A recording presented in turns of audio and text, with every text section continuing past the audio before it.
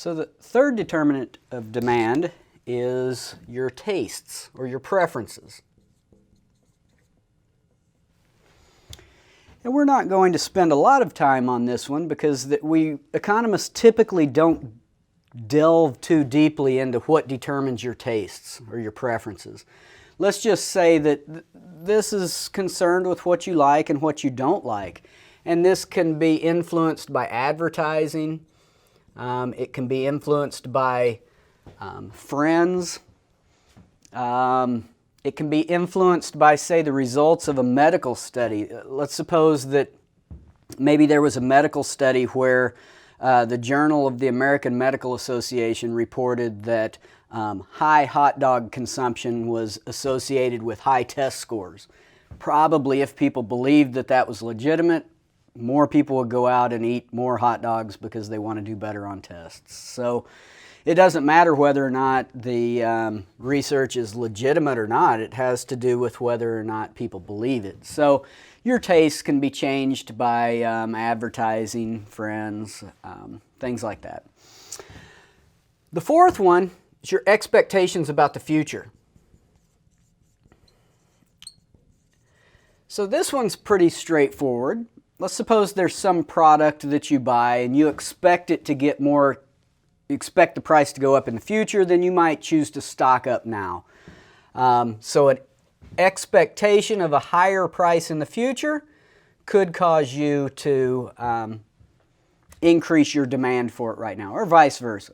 Or it could be an expectation of higher income. Maybe you expect to graduate and you believe that when you graduate you're going to get a good job because you've worked hard in college, and so you decide to buy a car now to replace your old worn out car. Then your increase in demand right now would be driven by an increase in a higher expected income in the future. Now it could turn out that you get to the future and realize that your income didn't go up, you didn't get that good job.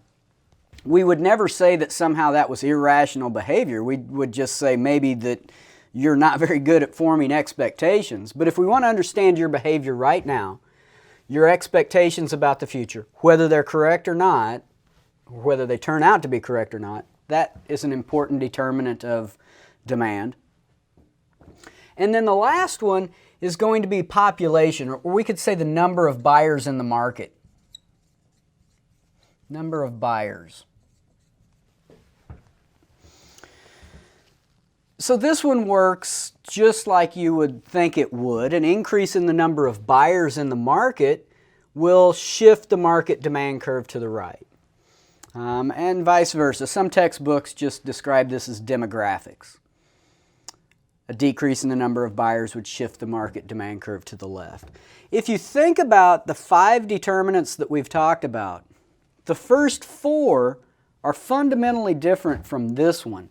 So we've talked about income, we've talked about the prices of related goods, we've talked about tastes, we've talked about expectations.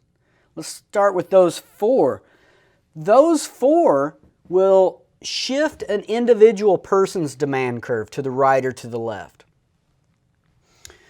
And when the individual demand curves shift to the right or to the left, then that's going to shift the market demand curve. So if you think about what's going on there, let's suppose we have a person here with their demand curve and another person with their demand curve. And then let me squeeze in here the market. It's going to be kind of a tight fit. And let's suppose we've got the market demand curve. So here's my market. Here's person A, person B. I'm not going to label my price and quantity, but you know that price would be up here, quantity would be down here. Here's a demand curve. Well, if this person's demand curve shifts to the right and this person's demand curve shifts to the right, then that means our market demand curve is going to shift to the right. So the first 4 determinants of demand shift that market demand curve by shifting the individual demand curves. But the number of buyers is fundamentally different. It doesn't work like that. The number of buyers in the market doesn't shift an individual person's demand curve. A lot of times in a face-to-face class, I will ask a class, does the number of buyers Think about your demand for pizza. Does the number of pizza eaters in town, do changes in that number affect your demand? And some people will say yes. A lot of people aren't sure. But clearly the number of pizza eaters in town doesn't affect your individual demand, or else if it did, I would be able to ask you, what is the number of pizza eaters? And you'd be able to tell me. But clearly you don't care how many other people are eating pizza. So number of buyers doesn't affect your individual demand. Let's look at how a change in that is going to affect the market demand curve. So I'm going to draw person A here. Let's draw person B here.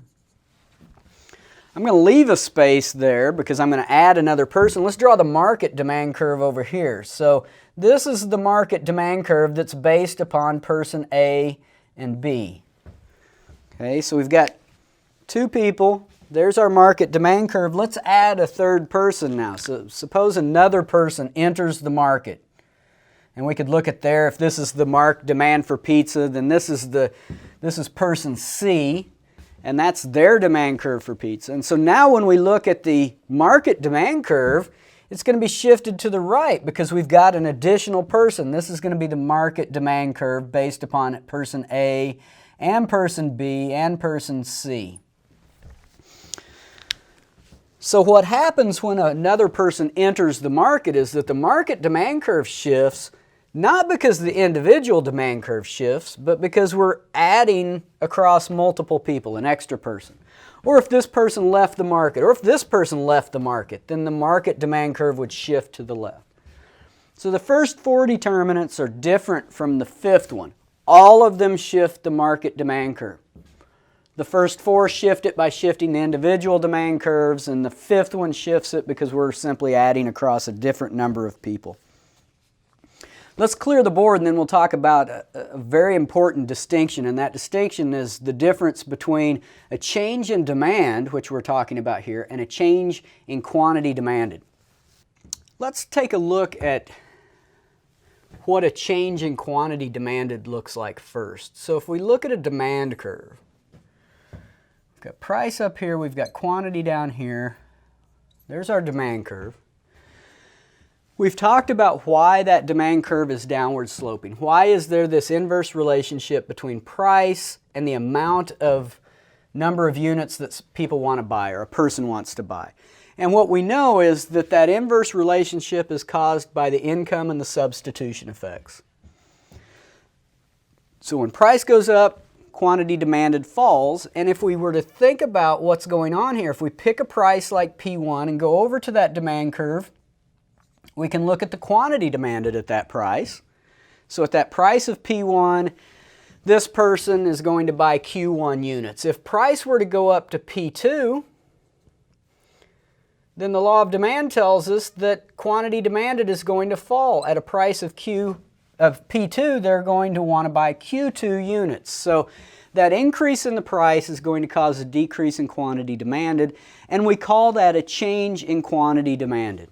Okay, so this is a change in quantity demanded. If we talk about a change in demand, then we're talking about something that's different from what's going on there. If we're talking about a change in demand, then we're talking about that whole demand curve shifting. So if we start with a demand curve, let's put quantity demanded down here. If we start with a demand curve, let's call it D1 because it's going to shift. If we have a change in one of the determinants that we've just talked about, income, prices of related goods, that stuff, if one of those things changes, then this entire demand curve is going to shift. If we were thinking about an increase in demand, then this demand curve would shift from D1 to D2. That's a change in demand. So if we think about what causes first a change in quantity demanded versus what causes a change in demand, this is caused by a change in the price. And what's going on here is that we've got price on the vertical axis. If one of the things on one of these axes changes, then we're going to move along this function, along this demand curve. So if this was a picture where we had X and Y and some function, and you change x, you simply plug that into the function and you get a new y. But the whole function doesn't shift. So with our demand curve, a change in price is going to cause us to move to a new point on that demand curve. We started at that point, we moved to a new point on the demand curve. That's a change in quantity demanded. If something changes that isn't on one of these axes, right? And remember, the price of the good itself is not a determinant of demand. We talked about income, we talked about the prices of related goods, goods that are related to whatever this good would be. We talked about your preferences, we've talked about your expectations. If this was a market demand curve, we could talk about the number of buyers. But if one of those things changes, then that's going to cause this whole curve to shift, this whole demand curve. Okay? So keep that in mind.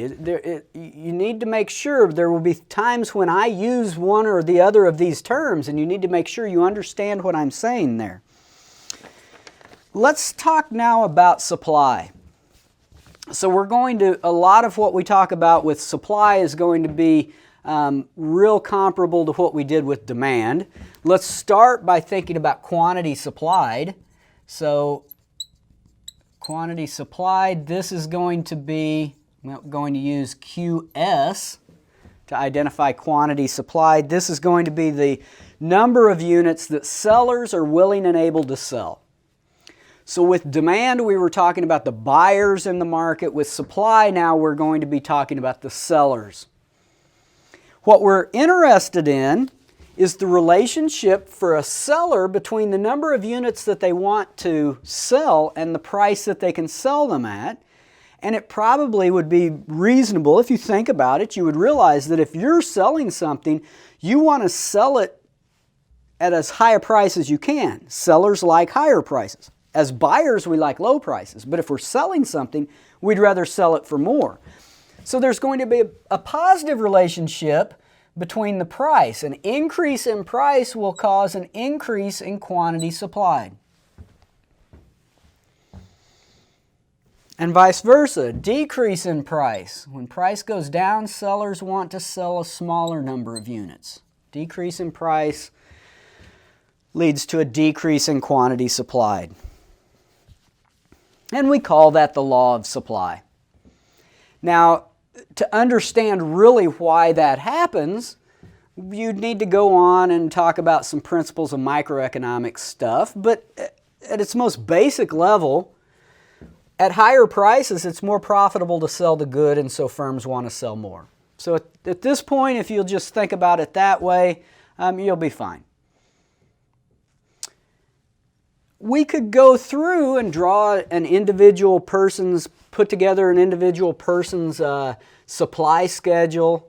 We could draw the supply curve from that, but I'm just going to jump to the supply curve. The supply schedule, when we looked at the demand schedule, as price went up, quantity demanded fell. With the supply schedule, as price goes up, quantity supplied is going to rise, and what you're going to get is going to be an upward sloping supply curve. So we have a supply curve that looks like this. This tells us that if price is P1, we can go over to that supply curve and we can see the quantity supplied would be Q1. If price were to go up to P2, we see that this firm wants to supply a higher quantity of the good, okay? Whatever it is that they're selling here. In terms of the market supply curve is derived exactly like the market demand curve. The market supply curve, you would take, if we had a firm with its supply curve that looked like this, here's firm 1. And if we had another firm with another supply curve, and I drew these supply curves very similar to each other, they don't have to be the same.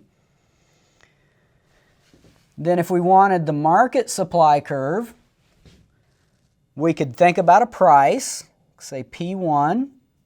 We could look at the quantity that this firm wants to sell, and we could look at that same price of P1 at the quantity that this firm wants to sell, we can add this quantity to that quantity. That tells us that at a price of P1 over here in our market, this would be the sum. It doesn't look like my distance is quite right, but over here's my market.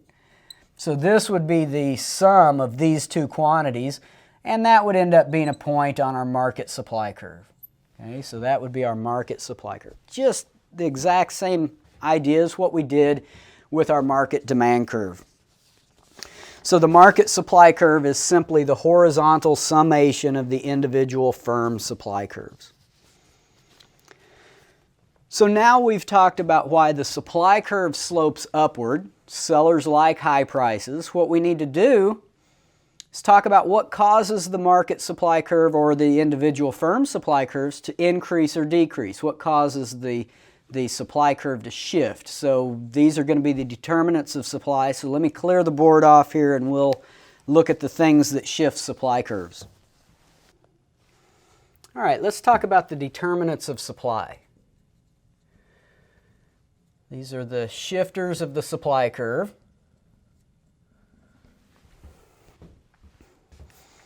So these are going to be things that are of interest to the firm. If you go back to the determinants of demand that we just talked about, those are things that are of interest to buyers, consumers, income, prices of other goods, the buyer's expectations, buyer's preferences, number of buyers in the market. These are going to be the things that are of interest to the firms. Okay, so the first one, probably one of the most important one, is going to be input prices.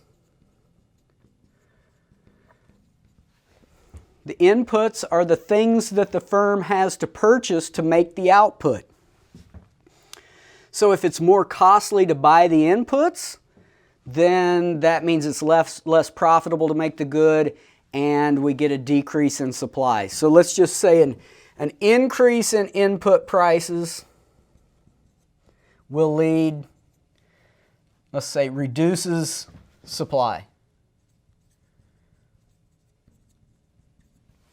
Increase in input prices reduces supply.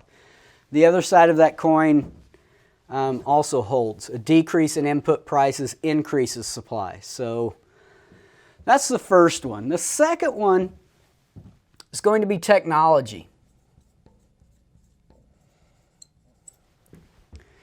And the way this one works is that a technology improvement increases supply. A deterioration of technology decreases supply. If you think about what it means for technology to improve, a lot of times I'll ask that in a face-to-face class. If I were to ask you what causes technology, or how you would describe what it means for technology to improve, a lot of times students will say, well, the firm is more efficient. And that's true, but let's think about what that means. If I force you to say, okay, well, so what does it mean to be more efficient? Eventually, most students come around to the idea that it's cheaper for the firm to produce the good. And you can think about that one of two ways. You could think about that as, well, if they have the same amount of inputs, they can now produce more output than before. Or if we think about it another way, they need less input to make a unit of the output, a unit of the good. Both of those are basically saying the same thing from a different point of view. Essentially, an improvement in technology is exactly like a decrease in input prices. So these are basically the same thing. We break them out into two different ones because it can be useful to kind of have a thorough understanding of what's going on here. But a technology improvement reduces input prices and shifts that supply curve to the right. So that's the first two determinants of supply. The third one is going to be what we're going to call the price of substitutes in production. Let's say prices of substitutes in production. And what this one means, prices of substitutes in production, let's think about a auto manufacturer, car manufacturer, and let's suppose that the auto manufacturer can produce, let's say they produce either a model of car or a model of truck. And let's suppose that it becomes more profitable to produce the trucks. Prices of trucks goes up. Probably what the firm is going to do is shift resources away from car production into truck production. So they're going to decrease their supply of cars so that they can produce more trucks because the price of trucks has gone up.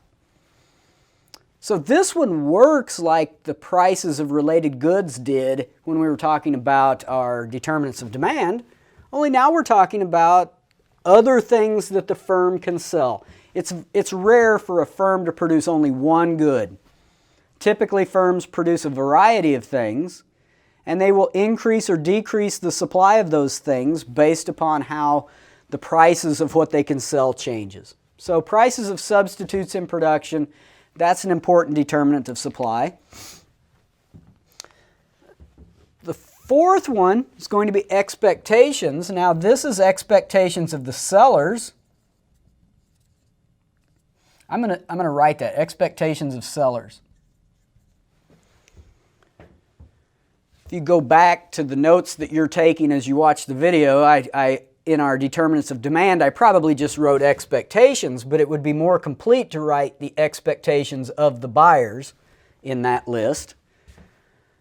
If you just have expectations, then it appears as if the same thing is on both lists, but this is going to be expectations of sellers. And this one works just like it did with the expectations of buyers. Of course, we're now talking about the sellers.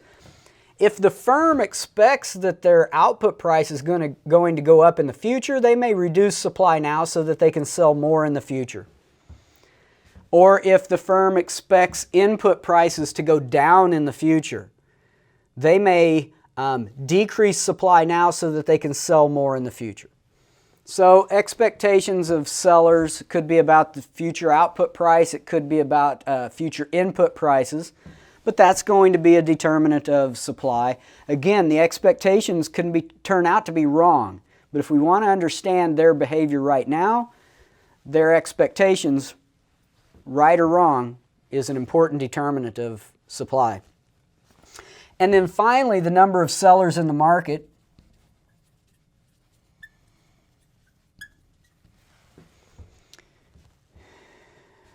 An increase in the number of gas stations in a town would shift the supply, the market supply of gas to the right. Increase the supply of gas. The same discussion that we just had about the first four determinants here versus the fifth determinant also applies. These first four determinants of supply will shift the market supply by shifting the individual firm's supply curves. But this one shifts the market supply simply because you're adding across a different number of firms. Okay, so if the number of firms goes up, the market supply curve is going to shift to the right, not because the individual firm supply curves shift, but simply because there's a different number of sellers. What we need to do now is talk about equilibrium. So we need to talk about how a market works. We've talked about both sides of the market. We've talked about the buyers. Buyers like low prices. We've talked about the sellers. Sellers like high prices. At the beginning, we talked about the fact that neither side has any control over the price in this type of market. Right? There's so many buyers and sellers that everybody is a price taker. They have no control. The goods are identical here. So what we need to do is figure out, well, how does price get determined? And let's start with a picture of what equilibrium looks like, a picture you've probably seen before. If we take our demand curve, which is downward sloping, this is going to be our market. So this is the market demand curve. Let's add here the market supply curve. It's upward sloping because sellers like high prices. At a higher price, they want to sell more. Let's go ahead and identify the equilibrium, and then we'll talk about why that's the equilibrium. So your equilibrium is going to be found right here at the intersection of the demand curve and the supply curve. If we go over here and look at the coordinates of that point, we get this price, which I'm going to call P star, and we get this quantity, which I'm going to call Q star. So P star we would describe as the equilibrium price. Q star is our equilibrium quantity. Let's talk briefly about what an equilibrium is. An equilibrium, if we think about the word equilibrium, it simply means a situation of rest. It means that if we're sitting at this equilibrium, nothing's going to change. Our price isn't going to change and our equilibrium quantity isn't going to change. If something else shifts in here, if we had a change in the supply curve or a change in the demand curve, then this intersection is going to move and we would move to a new equilibrium. We'll talk about that here in a second. But an equilibrium is simply a condition of rest, okay, where nothing is going to change. So let's talk about the characteristics of this equilibrium price. We call this the equilibrium price. P star is the price, let's say it's the only price, where quantity demanded is equal to quantity supplied. That's going to be really important. If we were to pick some other price, like say this price up here, P1, if I go over to the demand curve, there's my quantity supplied, and then over here's quantity demanded. If I were to pick P2 and go over to the supply, we hit the supply curve first, there would be quantity supplied, and there would be quantity demanded. You can see that P star is the only price up there where quantity demanded is equal to quantity supplied. Now let's think about what that means. That means that at that price of P star, the number of units that buyers are willing and able to buy is exactly equal to the number of units that sellers are willing and able to sell. So in terms of how many units buyers want to buy and how many units sellers want to sell, that price of P star brings those two things together. Okay?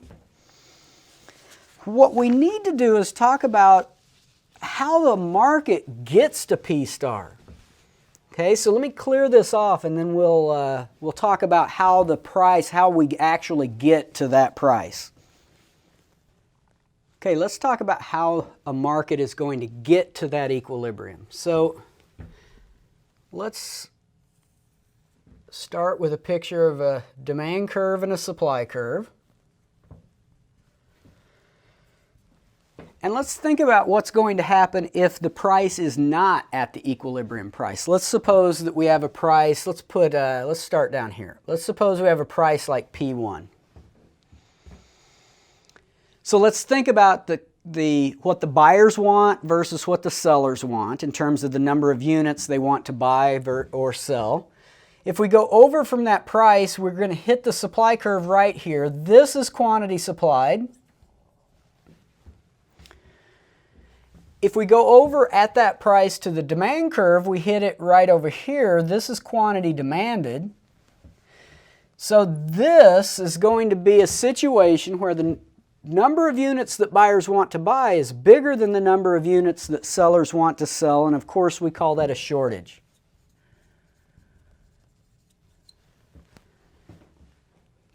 Some textbooks refer to it as excess demand. I'm typically going to go with this term, shortage. Now let's think about what a shortage, what that looks like in the real world. So a shortage is a situation where, let's suppose you're a seller, and so we want to sell some units today, and so we make those units in the morning and we put them out on our counter during the day, and we open up the store in the morning and we've got a price on them, and people come in and start buying them, and let's say by lunchtime we've sold out, we don't have any more to sell, and people continue to come into our store and say, hey, I wanted to buy one of those, do you have any? And you have to say, no, I don't have any, I ran out about 11:30. So for the rest of the day, people come in and tell us over and over, I wanted to buy one, but you don't have any. In other words, this is the number of units that our sellers are going to want to sell in the market, but buyers want to buy a larger number of units. You don't have to have had an economics class to understand that that's going to give you an incentive. You're going to realize real quickly you can sell these units for more. It's going to put upward pressure on price. So a shortage creates an incentive. Let's say this. A shortage is going to create an incentive for sellers to increase price. Shortage, there's going to be an incentive for sellers to increase price.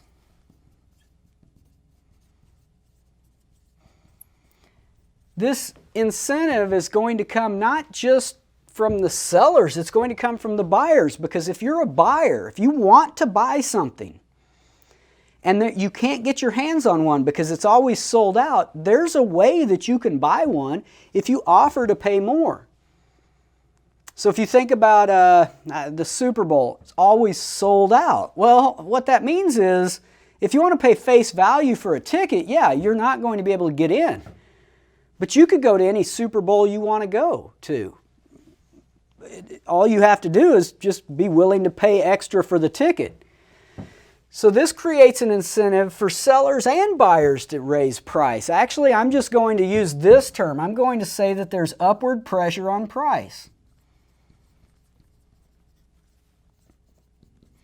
That upward pressure is going to come from the buyers, it's going to come from the sellers. So let's think about what happens. Let's suppose sellers start to increase price. Let's suppose they increase it up here to P2. Well, that's going to create a change in quantity supplied and quantity demanded. Now there's quantity supplied, here's quantity demanded. There's still going to be a shortage. That shortage has gotten smaller, but there's still a shortage. That means there's still an incentive for sellers and buyers to increase price. There's still going to be upward pressure on price. So this will continue until the shortage goes away. So this continues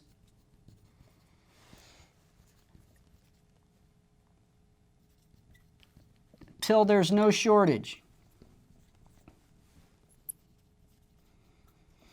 And that happens when price has gone up right there to P star. At that point, what that looks like in the real world is you want to sell a certain number of units, you put them out on your counter, and throughout the day people come in and buy them, and by the time you close, you've sold the last one, nobody else comes in and wants to buy one, you've sold the number of units you wanted to sell.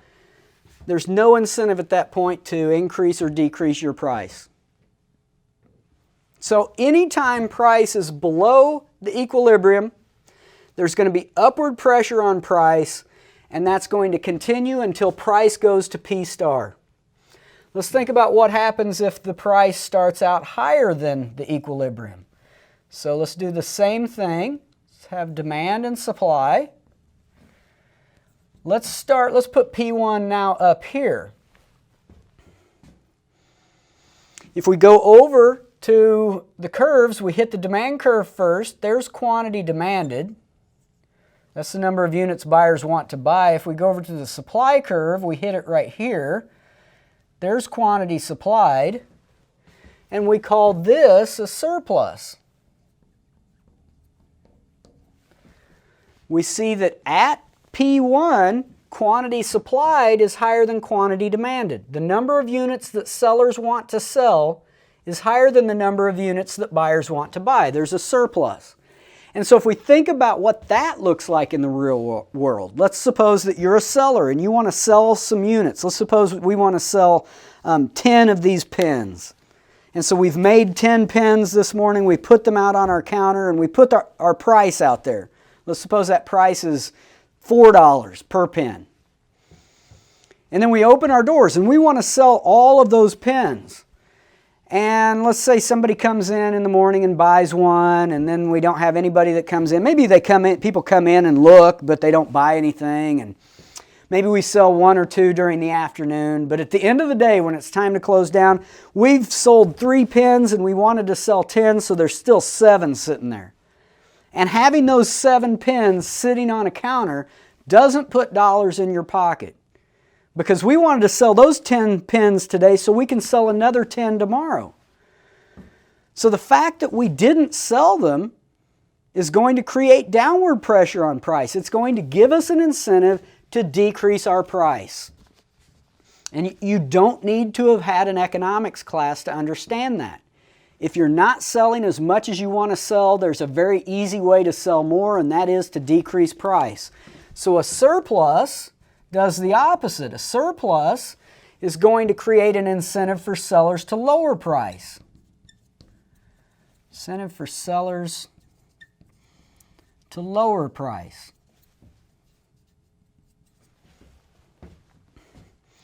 We're going to just describe that. I typically describe it as it creates downward pressure on price. Downward pressure on price.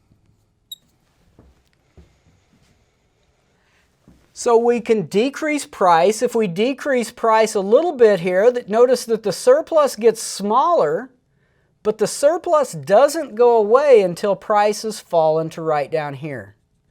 At that price of P star, quantity demanded and quantity supplied are exactly equal. So this continues until there's no surplus. Continues until there's no surplus.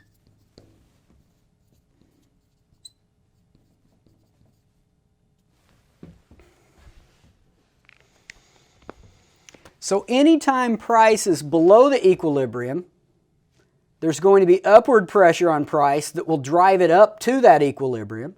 Anytime price is above equilibrium, there will be downward pressure on price that drives it down to the equilibrium. Let's talk about this for a second. One time, several years ago, I was talking about this in a face-to-face class, and I got to this point where I was talking about there being an incentive for sellers to lower price, and one guy raises his hand in the class, and I called on him, and he said, no, I wouldn't do that. It's not how I would behave. And I said, well, so what do you mean? He said, well, I'm not going to let the market push me around. That's why I'm going to school. I'm going to learn how to be a better business person than to have to do this. And so we talked about that. It turns out that in this type of market, you can't be a better business person. Because let's think about what happens. Let's suppose you say to yourself, okay, I only sold 3 pens today, but I'm not going to let the market push me around. I'm going to keep my price up there where it was, and I'm going to sell more pens tomorrow. Here's the problem. Other sellers are going to start lowering their price. If other sellers aren't selling however many they want to, they're going to start lowering their price. And so now, if you're the one person sitting there with $7 or $5 pens and everybody else has lowered their price, now think about how much you're going to sell. Now on the second day, when you've got the highest price, you're not going to sell any because your pens are identical to everybody else's, and there are lots and lots of sellers. Buyers aren't stuck buying these from you. They can buy from any of the other sellers. You don't have a better product. Your product is identical to everybody else, and buyers know that. So what happens is if you keep your price high while the other sellers lower theirs, you sell zero. In other types of markets, which you would talk about in a Principles of Micro class, there might be some ability to try to resist it. Not in this type of market. So, we call this the law of demand and supply. The law of demand and supply says that the price of any good or service will adjust, if it's allowed to. The price of any good or service will adjust until quantity demanded is equal to quantity supplied. In other words, if there's ever a surplus or a shortage in a market, the price will adjust to eliminate that surplus or shortage. There was another time that, different class, there was a young lady sitting on the front row, and I got to this point in the class, and she raised her hand, and she said, here's what happens at the gas station I work at. She said that what happens is that she ran the register, and she said that periodically throughout the day, the owner of the gas station would call her up. And the owner would ask, what's happening at the pumps? And she would say one of 3 things. She would say, oh, well, we're selling a lot of gas today. Or she would say, we haven't been selling very much. Or she would say, that's about an average day.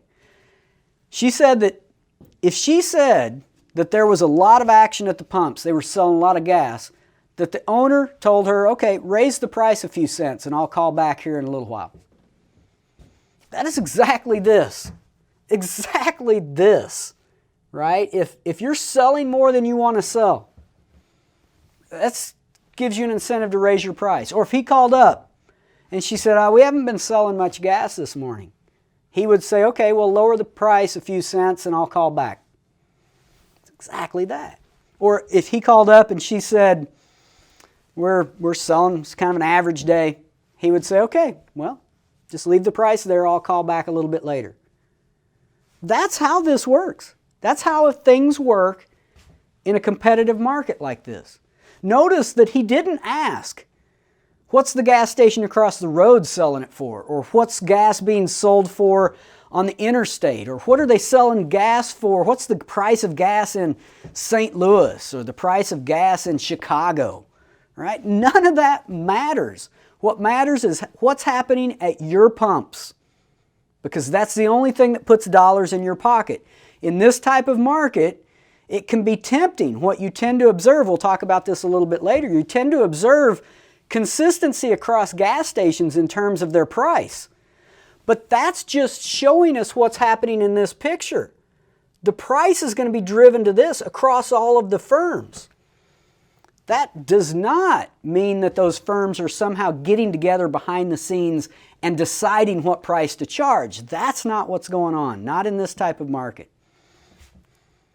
So, as long as the price is allowed to adjust, the quantity demanded and quantity supplied are going to come together. Now keep in mind that what's going on for the buyers and the sellers is that nobody sees this picture, right? No gas station owner is looking at a picture of what the market demand curve and the market supply curve looks like in town. They don't need to. It's that the shortage or the surplus creates an incentive for them to push price in the direction it needs to go to get to the equilibrium. And when that shortage vanishes, there's no longer an incentive to push price up. They don't need to see that somehow on some picture we've reached that intersection. That's not how it works. And if there's a surplus, it creates downward pressure on price until that price falls to P star, and then that downward pressure vanishes. Nobody needs to see this picture. Right? That's the beauty of how a market works. Let's talk now that we understand, let's draw a final picture of a market. So what we've got here is a market demand curve, a market supply curve. A market in equilibrium is going to have this price, P star, and this will be the quantity, Q star, the number of units that is bought and the number of units that is sold in this market. All of the sellers are going to sell for this price of P star. What we need to do now is think about what happens if either the demand curve or the supply curve changes. We've talked about 5 things that will shift the demand curve and 5 things that will shift the supply curve. If one of those determinants of demand or supply or both changes, then that's going to move our equilibrium. So we need to talk about how to analyze a change in equilibrium. So I'll clear the board and then we'll take a look at that. When you start thinking about analyzing a change in equilibrium, at least at the beginning, it's useful to keep in mind that there are 3 steps to doing this. The first step that you need to think about is you have to think about which curve shifts. And that's why it's important to make sure that you know the determinants of demand and the determinants of supply. That's one of those things that I always tell my classes, you need to have those lists memorized. Within each of those determinants, so remember when we talked about the way that income affects your demand, it depends on the nature of the good. It depends on the nature of your preferences towards the good. It depends on whether or not it's a normal good or an inferior good. So just knowing that income is a determinant of demand isn't quite enough. You need to know the difference between a normal and inferior good. You need to know in terms of the prices of related goods. You need to know if the two goods are complements or substitutes. So there can be a lot that goes into understanding this, but the first step is just figure out which curve shifts. And that's easy. If a determinant of demand changes, the demand curve is going to shift. If a determinant of supply changes, the supply curve will shift. Next step is to figure out which direction.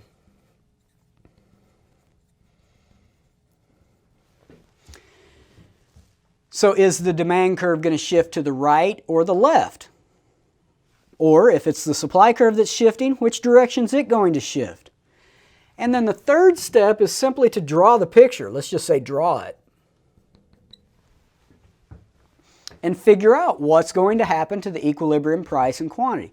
And the process is actually very easy. It's not hard to understand or even hard to work through, as long as you know the determinants of demand and supply.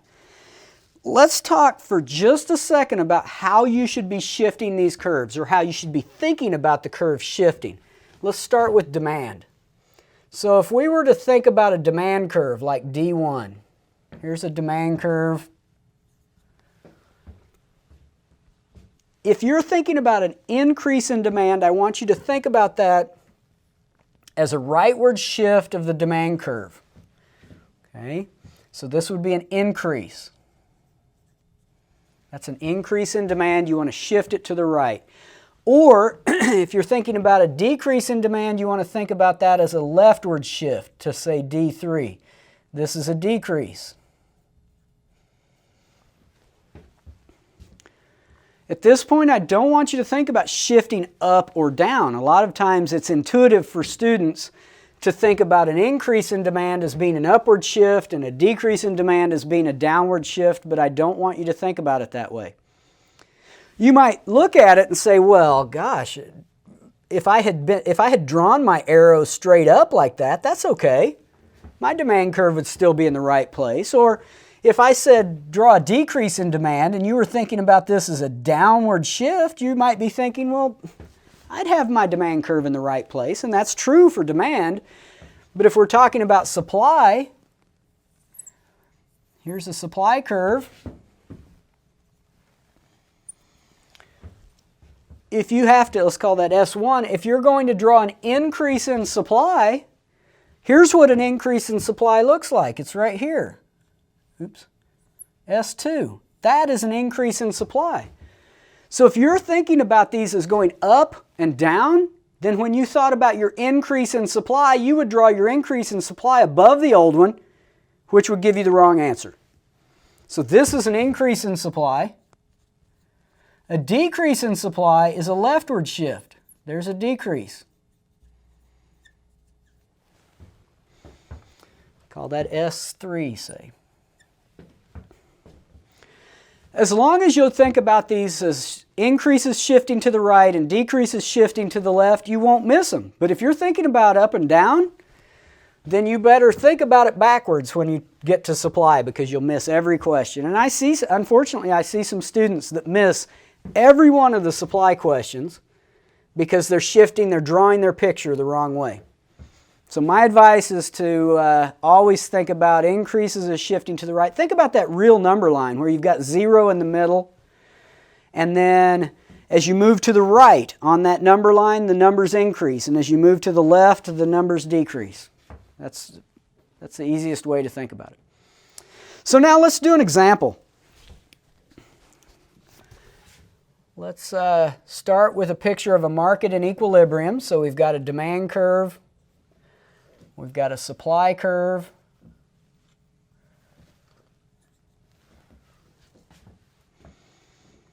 Let's go ahead and identify our initial equilibrium. I'm going to call it point A. Here's our price, our initial price of P1 and our initial price of Q1. So this is a market in equilibrium. We're going to start at A. Price is equal to P1. Quantity is equal to Q1. And I always will, anytime I'm writing out the story of what's going on, I always write it out the same way every time. It's useful to be very methodical about how you write this out. And so if I were you, I would get in the habit of kind of doing it the same way. So we're starting at A. Let's suppose that this is, let's say this is the, let's do the market for hot dogs.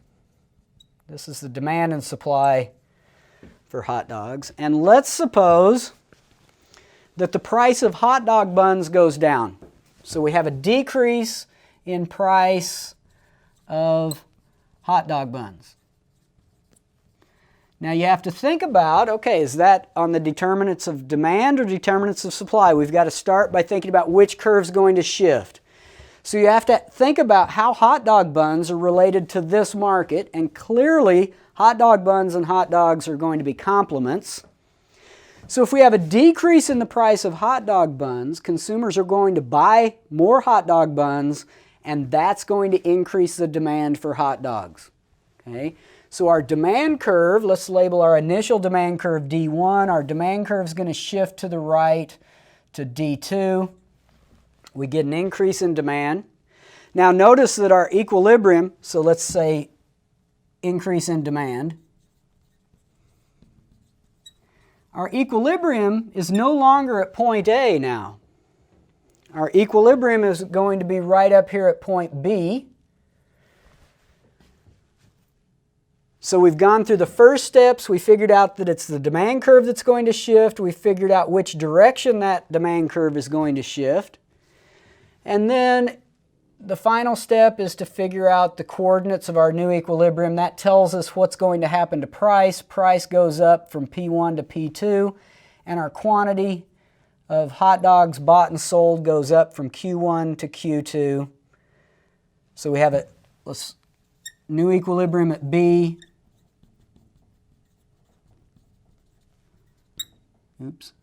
At B, new equilibrium at B. We have an increase in price and an increase in quantity from Q1 to Q2, from P1 to P2.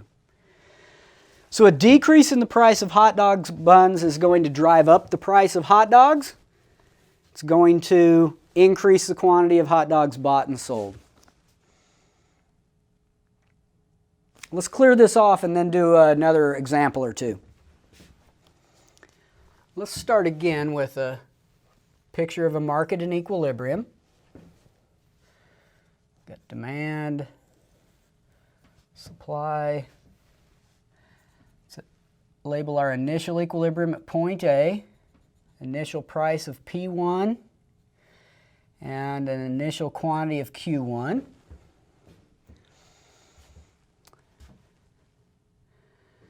So we're going to start at A. Price equals P1, quantity equals Q1. Let's suppose that suppose the number of sellers in the market goes up. So let's suppose that maybe this is the market for gasoline, and a few new gas stations get built in town. Okay, so the first step is to figure out which curve is going to shift. The number of sellers is a determinant of supply. So the supply curve is going to be shifting. If we think about which direction it shifts, if the number of sellers goes up, that increases supply. So we're going to shift this supply curve to the right from S1 to S2. There's an increase in supply. So let's write out here, increase in the number of gas stations, number of sellers. That's going to lead to an increase in supply from S1 to S2. Let's identify our new equilibrium. Our new equilibrium now is down here at point B. And if we identify the coordinates of that point, that gives us the new price, which is going to be right down here at P2. That increase in the number of gas stations is going to drive the price of gas down. Our quantity is going to go from Q1 to Q2, so it's going to increase the quantity. So we get a decrease in price and we get an increase in quantity of the good, which is gasoline. More gasoline will be bought and sold. and that will take place at a lower price. So you can see these are very straightforward. There are 5 determinants of demand I could change, 5 determinants of supply. Most of the time I will simply change one determinant. And so it's just a matter of figuring out which list is it on. Is it a demand thing or a supply thing? Which direction is it going to shift the curve? And then just draw the picture. Let's talk about what happens if both of them change. Let's suppose a determinant of demand changes and a determinant of supply. Well, in that case, let's start with a equilibrium. So we'll start with a demand curve and a supply curve, just like normal. An initial equilibrium at point A, an initial price at P1, and an initial quantity at Q1. Now, I'm not going to worry about giving you a determinant of demand and a determinant of supply and figuring out which list it's on and all of that. Let's just kind of cut to the chase and say, suppose that we have an increase in demand and a decrease in supply. So there's an increase in demand and a decrease in supply. Let's draw that. Let's draw our increase in demand from D1 to D2. There's our increase in demand. Let's draw our decrease in supply. So if our supply curve shifts to the left from S1 to S2, there's a decrease in supply. Let's label our new equilibrium. Our new equilibrium is going to be at the intersection of our new demand curve and our new supply curve, which is right up here at point B. If I were to ask you now what happens to price, let's start there. You can see that price is going to be going up here to P2. So this is definitely going to drive up price. The increase in demand causes price to go up. A decrease in supply causes price to go up. Both of these things will push price up. Suppose I were to ask you what happens to quantity. Well, if you're looking at my picture, it looks like quantity, if I were to draw a dotted line down there, it looks like my quantity is going to end up right where it started. If you're drawing this picture along with me, it could be the case that your intersection is somewhere over here, or maybe your intersection is somewhere back over here. So if you're drawing the picture, you could have a quantity that's higher, Q2, or a quantity that's lower. So let's think about what's going on there. Notice that where this intersection ends up depends on exactly how much I shifted the demand curve to the right compared to how much I shifted the supply curve to the left. If I hadn't shifted my supply curve very far, let's suppose I only shifted a little bit so that it was right there, then there would be my intersection and my new quantity would be back here. Or if I had shifted my supply curve a lot, suppose I shifted it back here, then my intersection would be back here, my new quantity would be less than where it started. Or we could think about how much I shifted the demand curve. I could have shifted a lot or not shifted it very much, and you can see that that's going to determine exactly where that new intersection is. So the effect on quantity is ambiguous. I'm going to say, just put a question mark here for quantity. It depends on how much the supply curve and the demand curve shift relative to each other. So if two determinants change, if a demand determinant changes and a supply determinant changes, you'll be able to tell what happens to one, but not both of these. Okay? It depends on the combination of increases and decreases. Sometimes you'll be able to tell exactly what happens to price, but not quantity. Other times you'll be able to tell exactly what happens to quantity, but not price. So that's what happens if we have two determinants shifting. Let's talk for just a second about something that tends to come up, especially with gasoline. There tends to be some conversation about price gouging. And price gouging is the idea that somehow firms are colluding against the buyers in the market and using some power that they have over price to drive price up. And in this type of market, remember we started this chapter by talking about the fact that neither the buyers nor the sellers have any control over price. So the idea that there's any type of, that gas stations are somehow colluding with each other. If you've got a town or a city where there are lots of gas stations, that's not going to be going on. If you have a small town where there's just one or two gas stations, then those gas stations are going to have a little bit of control over price. And if you were to go on and talk about some more microeconomic stuff, if this is a micro class and you're going to be studying microeconomics, you'll talk about that later. If this is a macroeconomics class, then you're probably not going to be thinking about that.